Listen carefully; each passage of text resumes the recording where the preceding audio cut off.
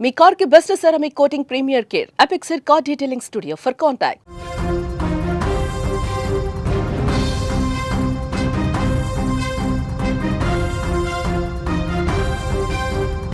ఈ మధ్యకాలంలో రోడ్డు ప్రమాదాలు ఆందోళన కలిగిస్తున్నాయి. నిత్యం మనం వింటున్నా చూస్తున్న బస్సు ప్రమాదాల వార్తలు ప్రయాణం చేయాలంటేనే భయపెడుతున్నాయి. సురక్షిత ప్రయాణం అన్న పదానికి అర్థం లేకుండా పోతుందా అన్న అనుమానం కూడా వస్తుంది. ఎప్పుడు ఏ ప్రమాదం జరుగుతుందో, ఇంటికి అసలు క్షేమంగా వెళతామా లేదా, ఈ భయం ప్రతి ఒక్కరిలో కనిపిస్తోంది. ఆంధ్రప్రదేశ్లో తాజాగా ఇంకొక బస్సు ప్రమాదం జరిగిందండి.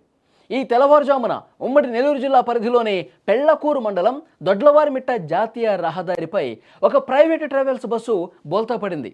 మీరు స్క్రీన్ మీద దృశ్యాలు కూడా చూడొచ్చు. ఈ ఘటనలో బస్సులో ప్రయాణిస్తున్న 6 ప్రయాణికులకు తీవ్ర గాయాలైనటువంటి పరిస్థితి. ప్రమాద సమయంలో బస్సులో మొత్తం 21 మంది ప్రయాణికులు ఉన్నారు. ఈ బస్సు విజయవాడ నుంచి బెంగళూరు వైపు వెళ్తోంది. ఈ ప్రమాదం జరిగిన వెంటనే అదే రహదారిపై ప్రయాణిస్తున్నటువంటి ఇతర వాహనదారులు కొద్దిగా మానవత్వంతో స్పందించి వెంటనే పోలీసులకు అలాగే 108కు సమాచారం ఇచ్చారు. పోలీసులు హుటాహుట్న అక్కడికి చేరుకున్నారు. గాయపడ్డ వారిని రక్షించేందుకు సహాయక చర్యలు వాళ్ళు చేపట్టారు. క్షతగాత్రులని 108 వాహనంలో నాయుడుపేట ప్రభుత్వ ఆసుపత్రికి తరలించారు. అక్కడ వాళ్ళకి చికిత్స అందిస్తున్నారు. ప్రమాదం జరిగిన ప్రాంతాన్ని ఎస్ఐ నాగరాజు కూడా పరిశీలించారు. అసలు ఏంటి, దీనికి కారణం ఏంటి, డ్రైవర్ నిర్లక్ష్యమా, అతివేగమా, ఏంటి, ఏ విధంగా జరిగింది, ఇవన్నీ కూడా పూర్తి స్థాయిలో పరిశీలిస్తూ ఉన్నారు. కానీ అందులో ఉన్నటువంటి ప్రయాణికులు వాళ్ళు క్షేమంగా కొంతమందిని బయటకు తీశారు. కొంతమందికి తీవ్ర గాయాలయ్యాయి, వాళ్ళని ఆసుపత్రికి తీసుకెళ్తున్నారు. కానీ ఒక మహిళా ప్రయాణికురాలు కూడా స్పందిస్తోంది. పూర్తిగా నిర్లక్ష్యం కనిపిస్తుందంట. డ్రైవర్ల నిర్లక్ష్యం వల్ల ఇలాంటి ప్రమాదాలు జరుగుతున్నాయి. ప్రమాదం జరిగిన తర్వాత కూడా కనీసం మానవత్వం లేకుండా డ్రైవర్లు ప్రవర్తిస్తూ ఉన్నారంట. ఆమె ఏం మాట్లాడింది ఒకసారి వినండి.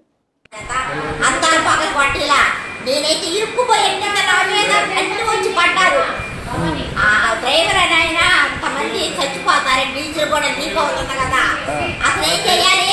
అయ్యో జనాలు ఉంటారు లోపల అని చెప్పేసి ఆయన బయటికి తీయాలి జనాన్ని. ఆయన పాటికి ఆయన కాస్త దూరం నడుచుకుంటా పోయాడు. జనాలు అందరినీ బయటకు నా మనవడు అద్దాలు తీయండి అని చెప్పేసి అద్దాలు పగలగొట్టి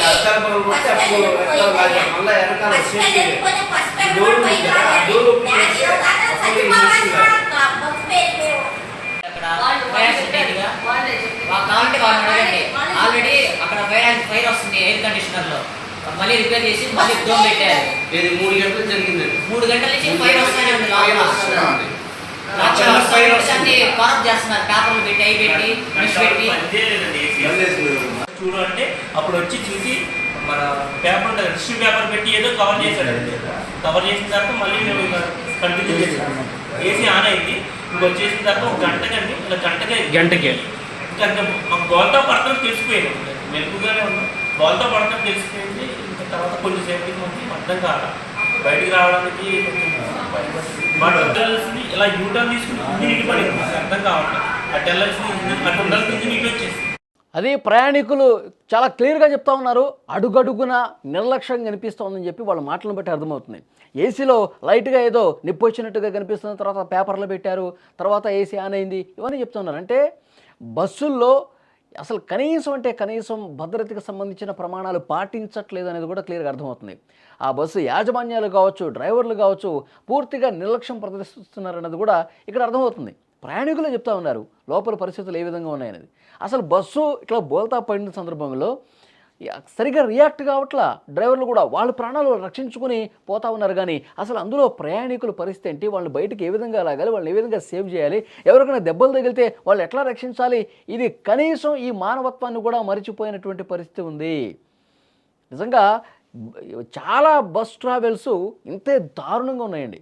వెంటనే అధికారులు వీళ్ళ మీద చర్యలు తీసుకోవాల్సిన అవసరం ఉంది. మొత్తం తనిఖీలు చేపట్టాలి. యాజమాన్యాలు సరైన ప్రమాణాలు పాటిస్తున్నాయా లేదా, అసలు బస్సుల కండిషన్స్ ఏ విధంగా ఉన్నాయి, నిర్లక్ష్యంగా డ్రైవింగ్ చేస్తున్న వాళ్ళ పట్ల ఎలాంటి చర్యలు తీసుకుంటా ఉన్నారు, ఇవన్నీ కూడా నిశితంగా మరొకసారి పరిశీలించాల్సినటువంటి అవసరం ఉంది. ఆ ప్రయాణికులు ఎంత భయపడిపోయి ఉంటారు చూడండి.